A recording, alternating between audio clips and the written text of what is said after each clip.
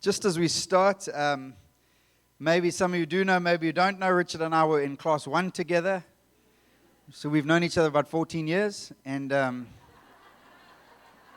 it's obviously, but we've navigated many moments together. He was my head boy at school, so he led me. Ever since then, I've been leading him, and so it's just the way life works, really. And but actually, there are many things we can learn from this couple, and we're going to learn a number of things today. But one of them, specifically, Richard, in a world of social media presence, and hold that, won't you, for a second, Instagram, and being really good at doing that well. Who knows, we could all do with a little bit of help with that. This guy can help us. I'll show you why. This was a photo that appeared on Instagram a little while ago. And the hashtag was traveling again. The life of a pastor. Now, I mean, besides the powerful lines, what I also noticed, the next time he traveled, the same picture went up, which was interesting and kind of broke a few social media rules for me. But Rich, maybe right up front, I mean, is Jaci lying on the floor taking this photo? Have you booked the whole ramp? Is everyone else backed up watching this? Are there lights? I don't know. Is there what's the stage? I mean, that tricep is chiseled. The jacket is hanging perfectly. The bag is perfectly positioned to just be easy. Who knows? This is helpful stuff right to kick off. I mean, maybe just from that picture, what went into the making of this masterpiece?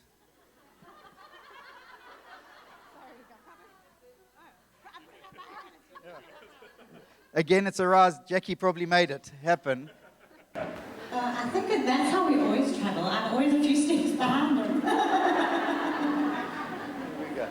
But just some, social media presence tips, Rich. I mean, the best tip I can give is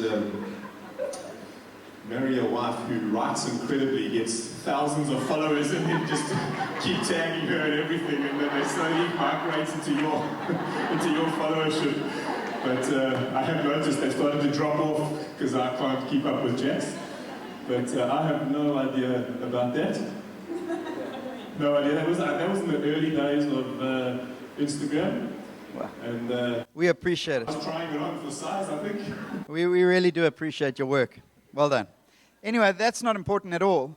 And we're having an amazing day. And many of you maybe do know, maybe don't know what happened on Christmas Eve in Durban, just literally outside the church that Richard and Jax lead. So we're going to show a little video that tells you something of the story, gives you something of the context, and something of the journey. And then we're going to delve into that a little bit, just to give us tools and handles as we move forward to navigate times of trauma. Because I think we know, if you've read the Bible enough, you'll know we're not exempt from times of trauma, sometimes pain, and the processes that are involved in that. So we can all learn for those processes. Can we show that video, please? Just, we're having this session because actually I've watched many people navigate these type of times. When you do church for a long time, things like this are going to happen. And you get to do them up close to people sometimes. And not everyone handles these things well. I just want to say to my friends, you handled this incredibly well. And the world watched. When I got back from Durban for a couple of days, we had 3 or 4 nights in camping, and I would hear families as I'd walk at night talking about this girl, Kiara, and Keep Hope Alive. And they watched your family, they've watched your life, and Jesus got all the glory. And it's an incredible privilege to be your friends and to count that voice note. Thank you, Richard. I got as I got onto the plane, and the people around me on the plane thought I was having a nervous breakdown because I cried the whole way to Durban uncontrollably. But God has done a miracle. And we want to learn from the processes sometimes as important as the product. And maybe just the first couple of days, for 70 hours, oxygen wasn't getting to that brain. Every diagnosis was death. We were fetching kids to bring them to say goodbye to their sister, family members. In those hours, what were the things you leant on kind of first? And then probably the most, in just those hours, because we'll talk about the hours after that, but those hours. I'm going to answer the question now, but Jax has spoken. I just want to thank you, Life Changers, and those that are are part of a story that are broader than that. Just again, thank you. I think this is an incredible victory for the saints that prayed. And I think God has been kind. This is not just our miracle, I think it's our miracle. And we're also acutely aware that some of you are still trusting for yours. I think some of the things that we lent on, Jax and I processed differently. And we had to give each other room to lean in differently into different things to get through that. I think you kind of go down to your base. There's only so many things you can tolerate when you come under that kind of stress. For me, I will always run to a close group of friends.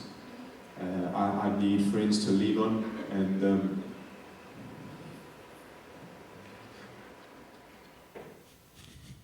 you have an incredible pastor.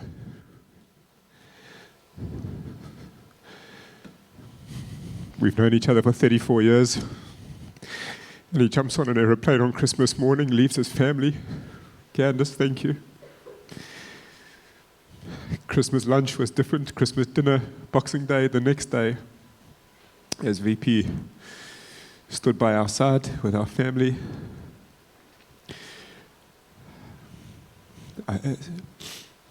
So I needed to lean on friends, and the VP was one of 3 guys that were really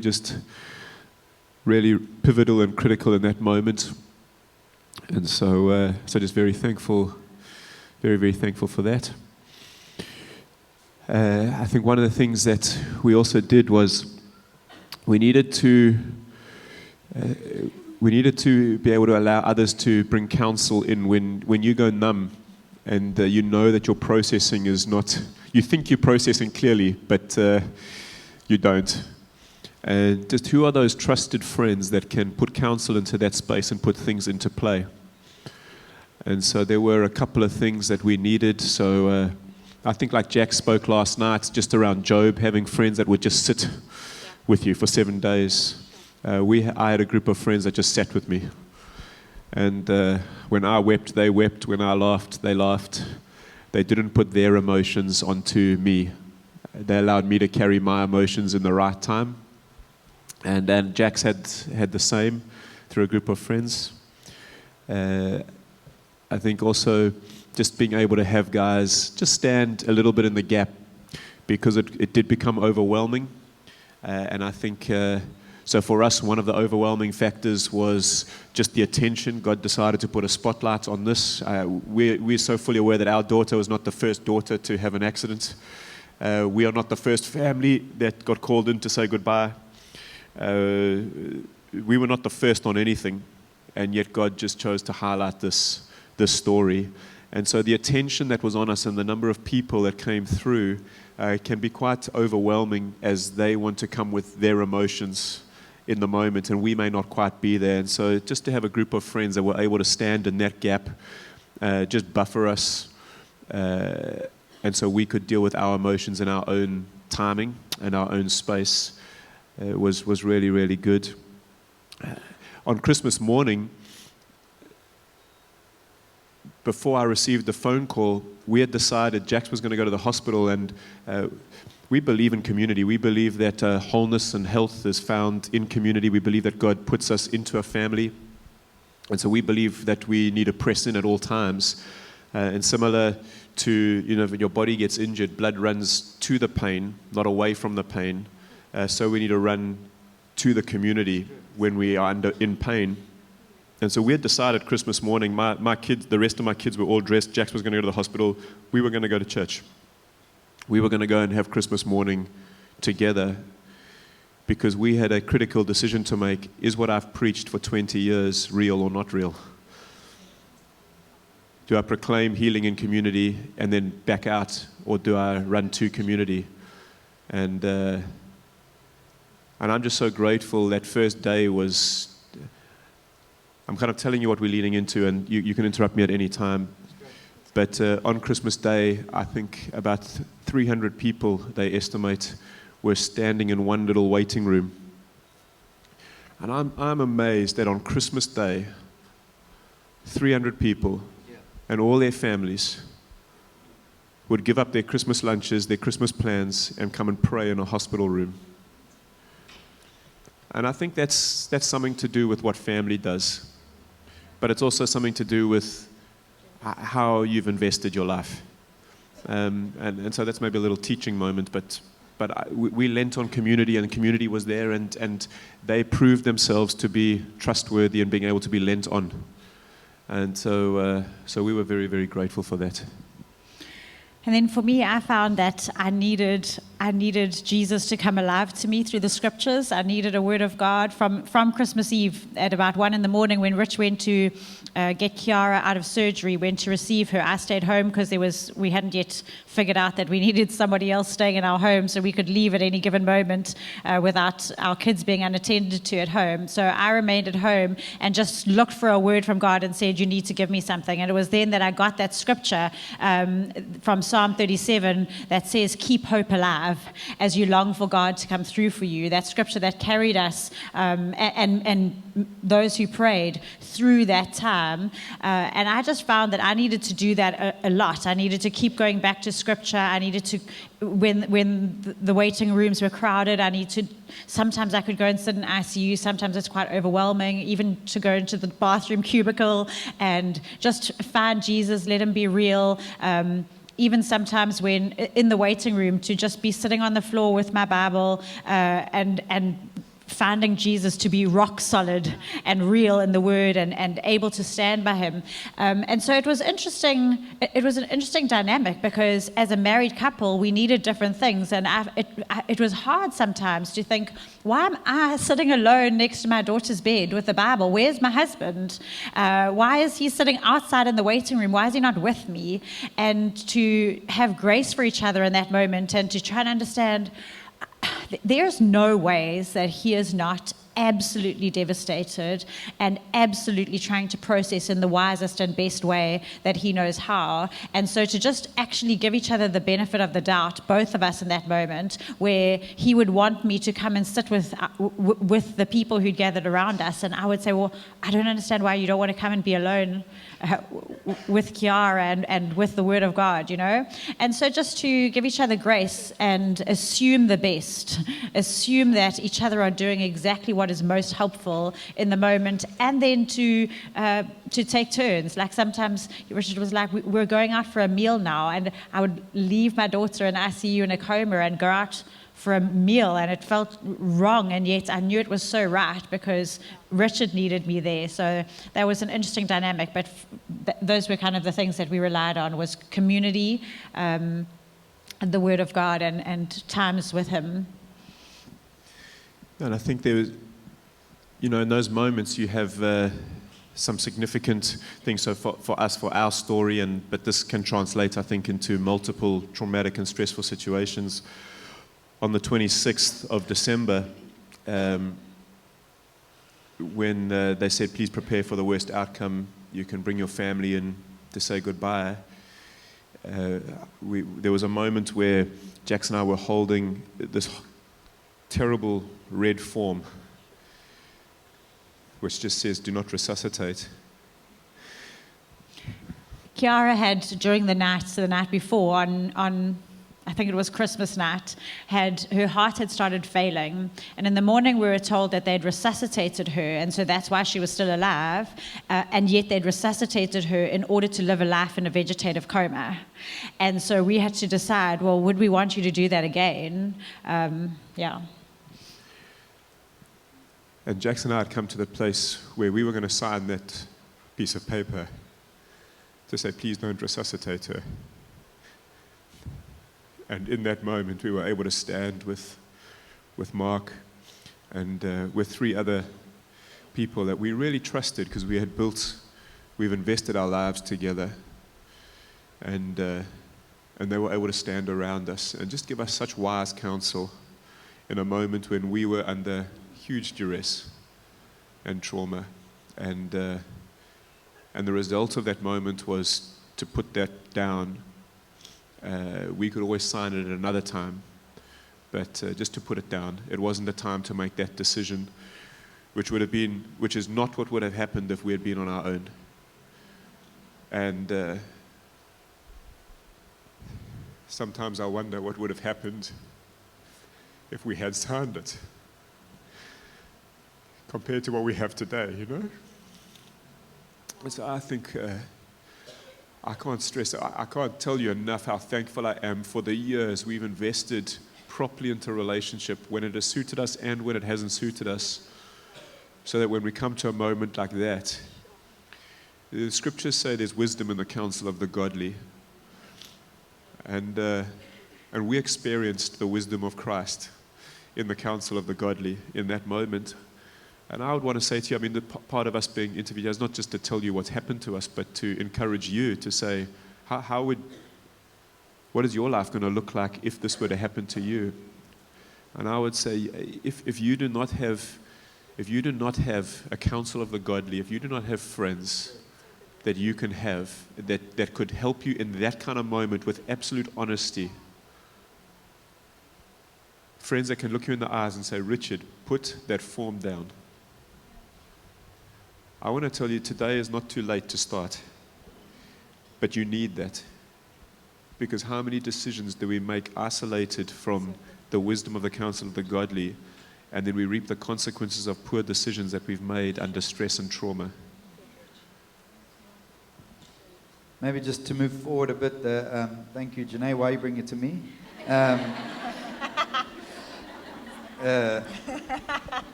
After the statement, she's alive, she's going to live, there was a journey of Jack sleeping in hospital for weeks with 6 other kids at home going, where's mom? And Tata, the youngest, where's mom? And navigating that and stepping back into life. Maybe just some of the things that, the practical decisions and the choices you made in that time to survive. And maybe you're saying, why are we asking this? But everyone thinks this won't happen. Yeah. Let's just it's every parent's worst nightmare that this would happen to their child. Everyone's. And I think, and that's the big thing. In Durban, I think the reason we got the appeal is Jaci's ability to ride, but also the Mun-Gavin name is a name for many years. His dad, influential people in Durban. Durban was watching and going, but pastors, and no, this can happen to anyone at any time. And here's what God still wants. He still wants to get the glory. Yeah. And I think he gets the glory in our practical decisions and how we live life in those days. Maybe just give us some of those. I think it was key that as a family we parent together, and so Richard was not babysitting at home. He was parenting at home in the evenings. We both spent the day in the hospital mostly, but as the weeks went by, I suppose Rich was less in the daytime there. And so the kids had a present parent. We gathered a team around us, and even as a team we were quite careful to swap places, and I would go home and just take moments with the children as well, such as even in those first few days, I would come home and I would literally one at a time find where they were sitting and go and just lie on top of them and just put pressure on them and just be present, physically present with them just for a few minutes so that they knew that connection, took the time to reconnect, and so made the most of the minutes that I had at home with each of them. We were quite good, I think, at getting a team around us that we knew whose roles, who was doing what. I knew Sandy was chief minister in charge of my home, so I didn't have to think, is there milk, who's got the kids today, what's going on. That was her job, and it wasn't a whole group of people's jobs, it was her job, but she had, so I said to her, this, I gave her a couple of names, she put them on a WhatsApp group, and she managed it, I didn't, and she said, right, today the kids are doing this, who's going here, and so we actually organized it, knowing that we were in for the long haul. Instead of it being a bit messy, we said, well, you in charge of that. Somebody else, will you be in charge of managing all of these people that are coming to pray at the hospital? Can you make sure that they're not in the wrong room and irritating the staff, and that as Christians we're not giving this hospital a reason to hate us? Can you manage who comes and what sort of theology they're coming with and what they're praying about? We made sure that nobody was allowed into into ICU where Kiara was when we weren't there, because the news had gone far and wide and there were all sorts of people coming to pray. And so I think we organized it well with a team around us. That would be one of the things. And what that did, so just I think of one moment in particular, is it allowed us to be present with who we needed to be present with, which was Kiara and our children. And it gave us, in our very minimized capacity for the right thing. And so there was a moment where our eldest son, I was with them at home, all the boys, and I just noticed him take himself up from all of us. We were talking and playing cards or doing something, and he just took himself off to his bedroom. And after 2 minutes, he didn't come back. And I think just prompted by the Spirit of God, I went through to the room, and he was lying on his bed. And I just put my hand on him, and he just burst into tears. And we realized he was 11 at the time, and quite a robust young boy. And we never know what emotions they're carrying, because they might not be able to give it expression. Yeah.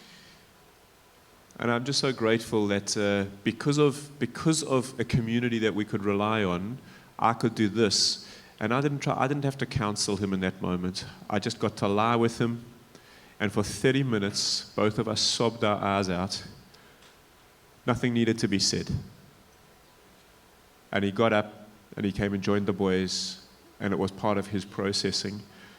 And so again, putting some people into place just freed us up to not have to carry the daily concerns that we would all just carry naturally in our day-to-day life until such time as this.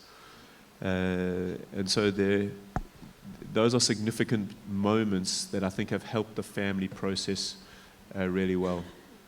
Just before we move to the next question, there might be the temptation to say, well, they're pastors, so obviously the community gathered around. Now, I know many lonely pastors who don't have friends. I'm just going to tell you that's a real thing.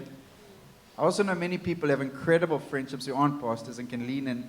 And there's a thing about Acts 2 that we all love, and we say we want that in community, and we leave communities because everyone wants that. But there's somehow they knew each other were in trouble at times.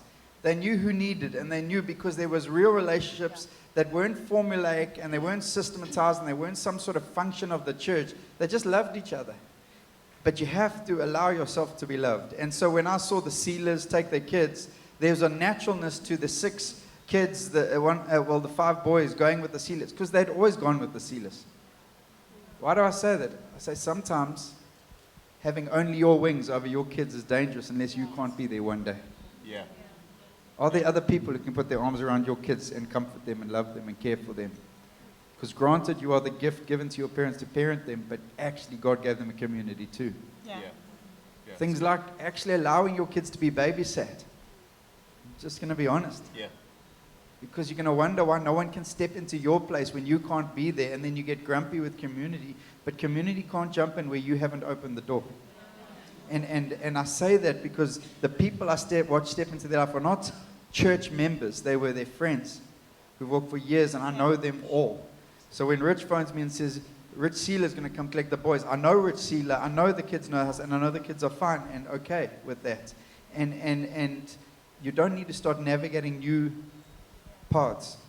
And so it's an encouragement to start building, maybe saying, I don't have anything like that. I'm rootless. I'm not grounded. Well, the Bible says, plant yourself in the house of the Lord, and you will flourish. And I think it's important to get that, because we can sit here looking, well, they're leaders in a community, that's why they got this. No, it's not. I've seen lots of people get these things. But maybe, Candice, you've got a question. Yeah, just firstly, before I ask a question, you guys have been incredible examples of walking through trauma. Not only to us, I know to so many that were watching, and I know with all your blogging, Jax, you journeyed that, we were able to journey that, And I just want to say well done. Such incredible examples. And I just want to ask you, if you had to face another trauma, what are the 3 main things that you would lean into that would help navigate that journey, that you could maybe help us with, we've said community, community, community, so I'm going to focus on something a little bit different. So a lot of people commented on our vulnerability during the whole process and the willingness to process openly. I mean, it really was quite a bizarre situation. I mean, we were being interviewed on radio stations long before there was a miracle.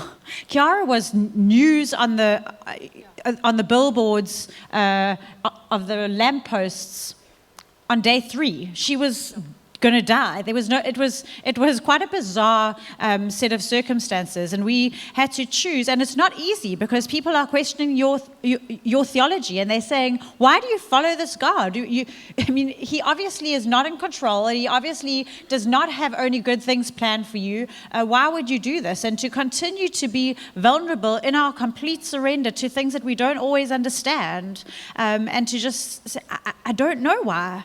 I don't know why, but I do still know that God is good, and I do still know that if I live my life like an open book, the end is going to look good, and I don't know why, and I don't know how, but it was a difficult journey to walk. I mean, for example, after 7 weeks, now Kiara was flourishing. There was hundreds of thousands of people following the story by this stage. It was a strange phenomenon that we'd never had to manage before. And she had to go in for another surgery in order to take the skull piece out of her abdomen and replace it on her brain. And she had a 1 in 5 chance of dying. And we have to realize that you're navigating this in front of now people that you don't know, and to continue to live it vulnerably and openly, knowing that when we live our stories vulnerably and openly, people are looking at the outcome, but they're also looking at, do you really trust God? Do you really believe? Let me see into your heart. Is it true that what you say? Because in those moments, people will realize they might not see the end, just like you don't see the end, but you clearly see a person they don't see. Yeah. You clearly see somebody that they don't see that is making you not shake, even though the outcome could very well be horrific. So just a thought on vulnerability. I think also one of the key things, and I would say this for married couples, is to understand, put yourself into your spouse's shoes. So obviously those early days I processed very differently to Jack's, and it had the chance, it carried the risk of us getting frustrated with one another because Jack's wasn't coming into my world and I wasn't going into her world.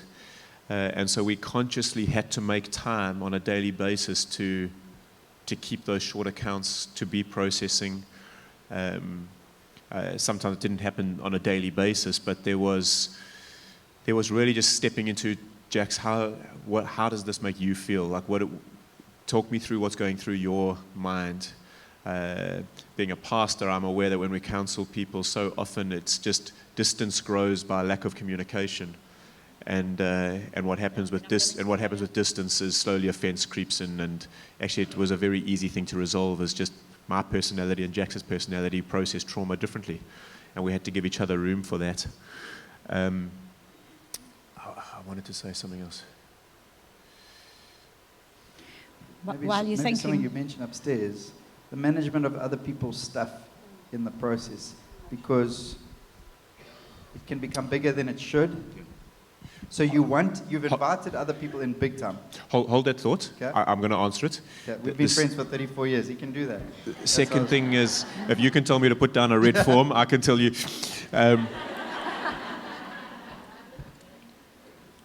I think what you ask, what are the 3 things? Yeah. Like, I'm very grateful. What it did was it confirmed the way Jackson and I had lived our lives. I think until you get squeezed, you don't know if what you've put in is going to come out good or not. And so I'm very grateful. We've got 7 kids, and people often confuse that with a complicated life. We live a very uncomplicated life. It's full, but it's uncomplicated. And I think some people with 1 child live very complicated lives. And so I think the way we talk with our kids, the way Jackson and I process, the way we invested into friendships, We pray together as a family. We have devotionals with our kids. We led a life of order and peace, which meant when the chaos come, it wasn't chaos coming on top of chaos. And we were able to handle it. And so I think one of the three things, what it did for us was reaffirm, possibly if there was going to be things that we started to get relaxed on and drop the ball on, it just confirmed again, actually, you've got to be vigilant on these things. There's a reason that we have daily devotions. There's a reason that we sit around the dining room table and talk with our kids. There's a reason Jax and I connect every day. There's a reason when the trouble comes, it's coming against order and government and peace. And even the simple things in that moment of healthy spirit, healthy mind, healthy body, even just eating well. And it sounds silly, but you're sitting in the hospital and straight away, day one, people are bringing us chocolate bars and chips, and you think, no, I actually need to look after myself. I don't know what I've got coming up. I don't know what marathon I have ahead of me. And right now is my opportunity not to form new habits, but to keep good habits. And so there was a choir just down the road, and if somebody asked, can I run and get you a snack, we'd say a smoothie would be great, you know? It's such a silly little thing, but it was something that we were like, well, we need to fuel ourselves well. We're in a battle, and we need to dress ourselves like warriors in this moment and fight strong. So that was a thing. Totally random. I don't even know if it fits into this moment, but I remember an incredible tenderness between Richard and I, and there was just this assumption that this person, who is normally incredibly strong and robust, there was an assumption on my behalf that he was stripped raw and completely grazed all over his whole body. And so there was are you okay? Good night, sweetheart. There was and from both of us, there was an assumption of incredible rawness. And I've read a lot of memes since then and things on Instagram where people say, you never know what's going on in someone else's life. And just the assumption that actually often people need a lot more gentleness and tenderness than we realize, and to make use of that, particularly in a situation like that. Mark, you mentioned what was helpful and unhelpful. Let me give a picture, because in the midst, there are many things I'm proud of my mates in this time, but one of them was a good, meaning, loving family member jumped on social media and started a GoFundMe account, which is amazing. And people want to get excited and emotions are high, and there's a little kid in a hospital and there's a journey coming. And I remember mentioning it to Rich. I said, you saw? He said, yeah, I saw it.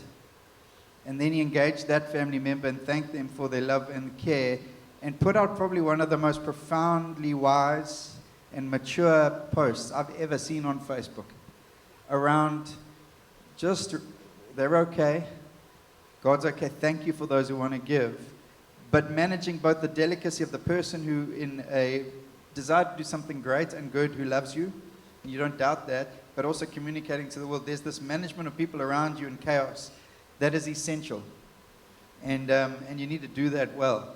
Maybe just one or two examples or thoughts on that, because I think that's what keeps people from throwing themselves into community. So we shout in community, but I know there's a lot of fears. What if people step in and they actually cause more trouble than good?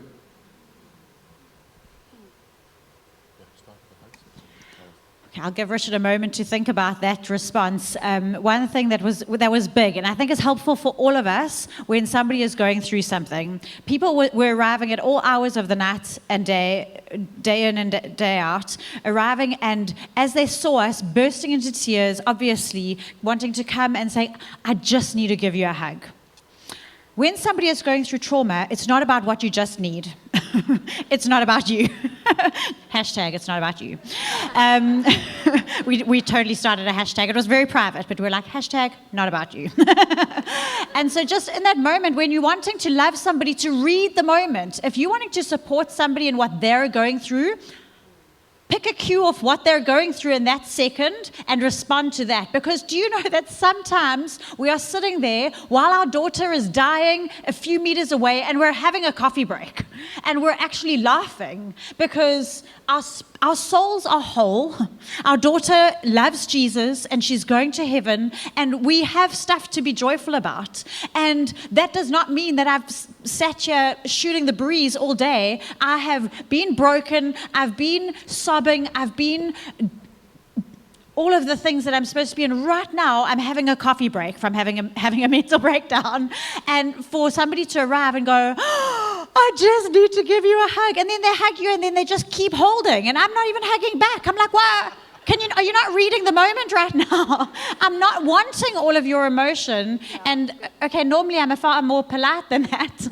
But actually, in the moment when somebody is going through hectic stuff, take your cue off of them. Honestly, just even those words which we say so often, I just need to say this to you. I just need to love you in this way. You're saying exactly what you mean. You just need to.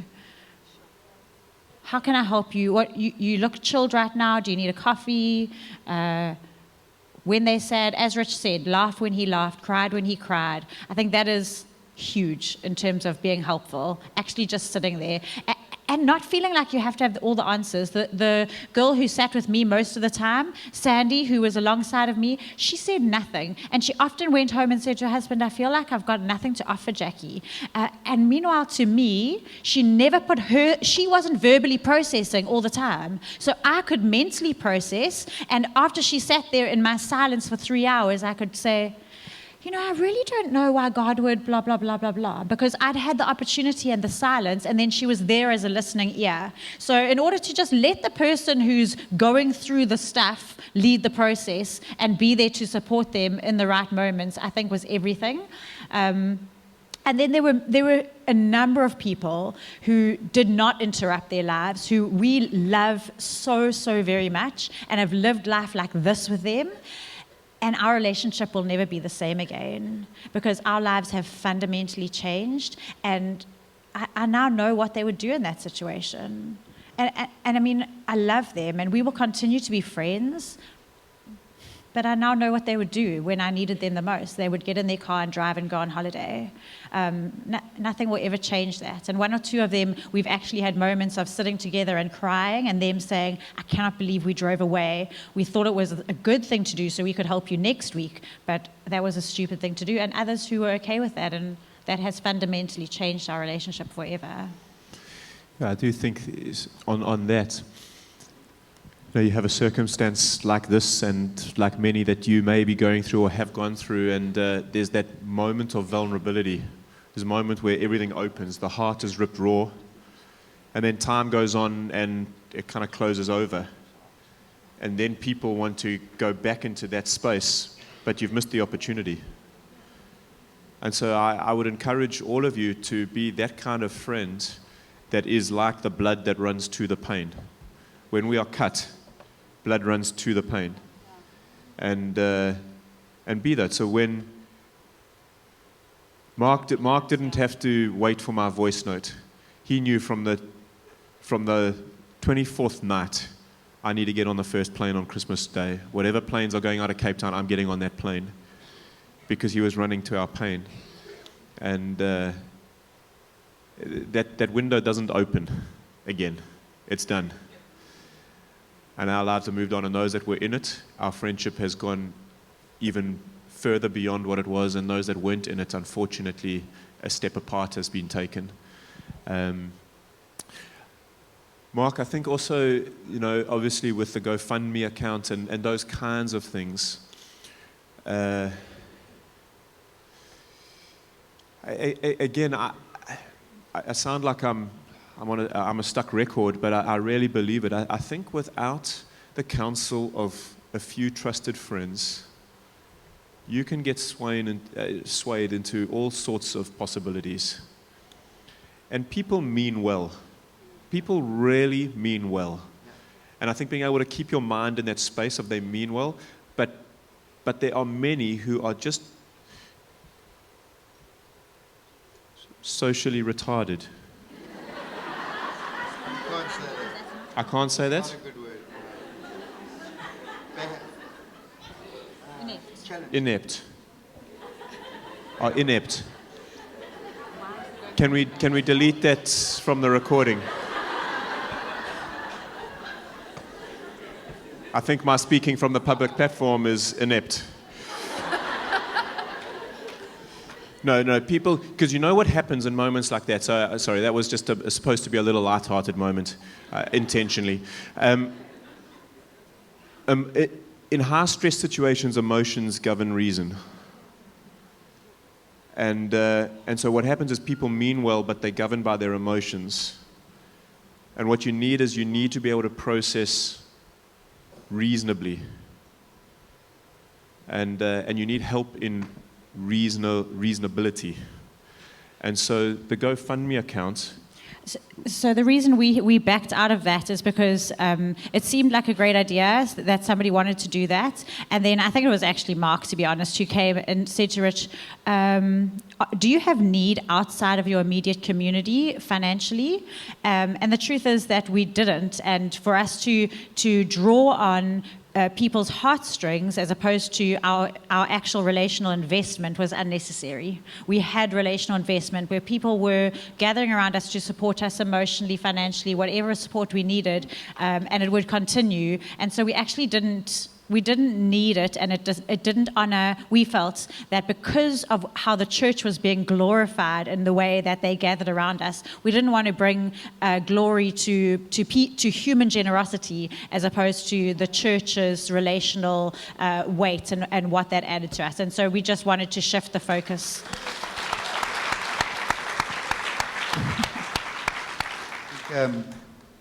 This is helpful, eh? This is what life looks like. We can get excited and navigate, but if we can't navigate the lows, there probably won't be too many highs. And if Jesus is the lily in the valley, that means in the lowest part, he's there, and he's beautiful, and he's fragrant, and he's powerful in all these things. Maybe just a moment to speak to mothers in this place who've experienced trauma, or maybe will experience trauma, or maybe even the mothers whose children didn't make it. Because we celebrate. I walked into Anthem on holiday. I never go to church on holiday, really. I walked into the back of that hall. I saw a little girl on the left at the back with hair about this long, and I was overcome by the goodness of God. But that's this story. And there are other stories that didn't end that way. And some of them are in this room. And without pinpointing or highlighting, what would you say to those parents now? And how would you give them hope? And how would you show them Jesus?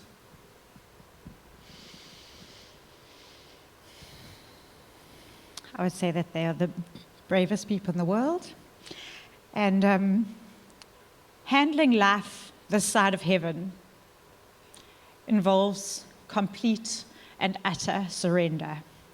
No matter what you're going through, understanding that we don't always see the big picture, that there is hope in eternity. And maybe if I can share with you what God spoke to me when I was sitting on Boxing Day, that day that we were deciding whether or not to sign the form, and sitting there looking at Kiara, and she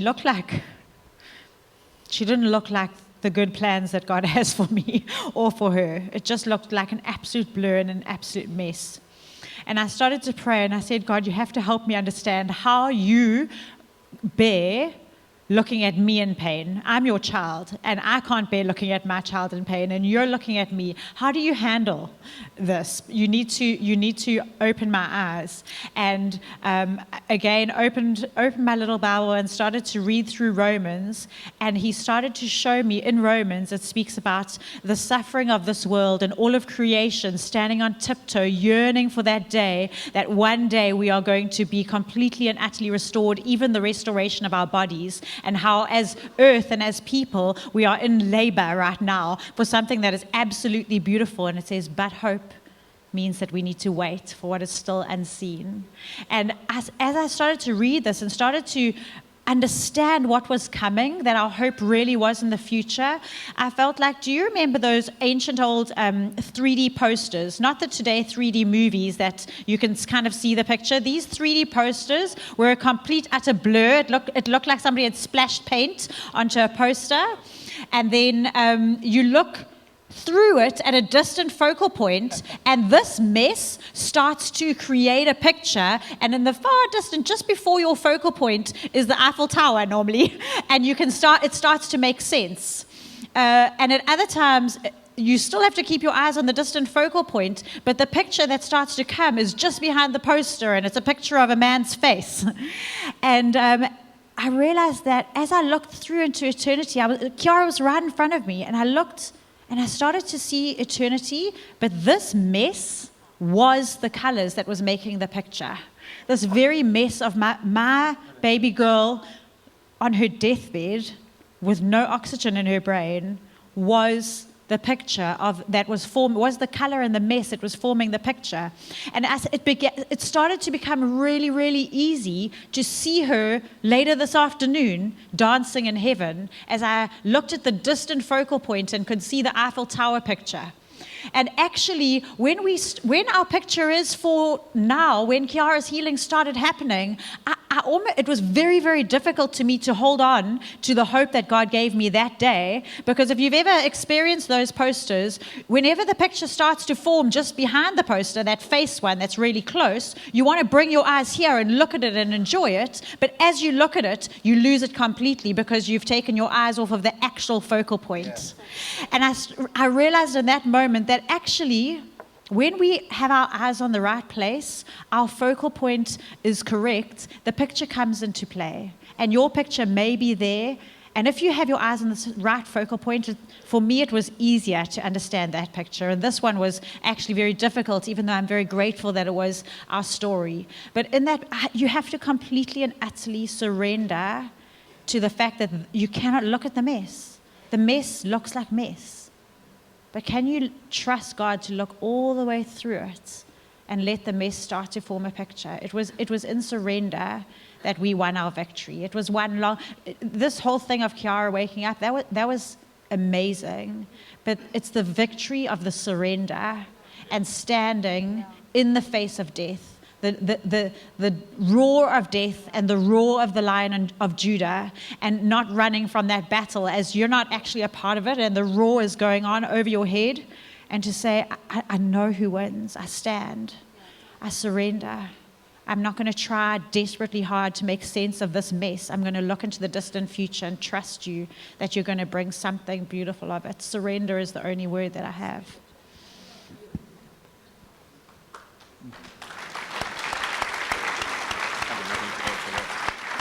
Yeah, so much more to say. At the end of the day, God is glorious. Yeah. And can we stand together for a moment? I feel like this is a holy moment. Easy to monologue and preach sometimes.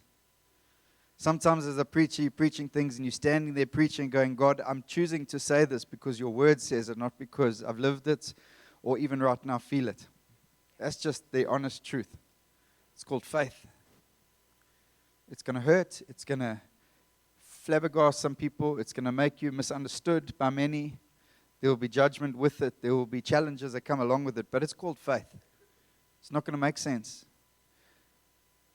But I want to believe in this moment that as we are navigating a story of God's victory, that the triage of heaven is here to heal other pains where there's been trauma.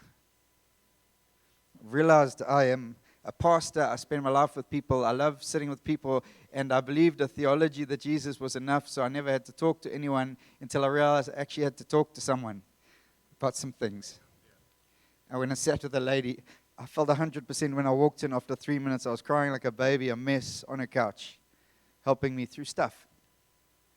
Because we need Jesus in those places where we've got hurt and where trauma has come. And sometimes it's trauma in your life.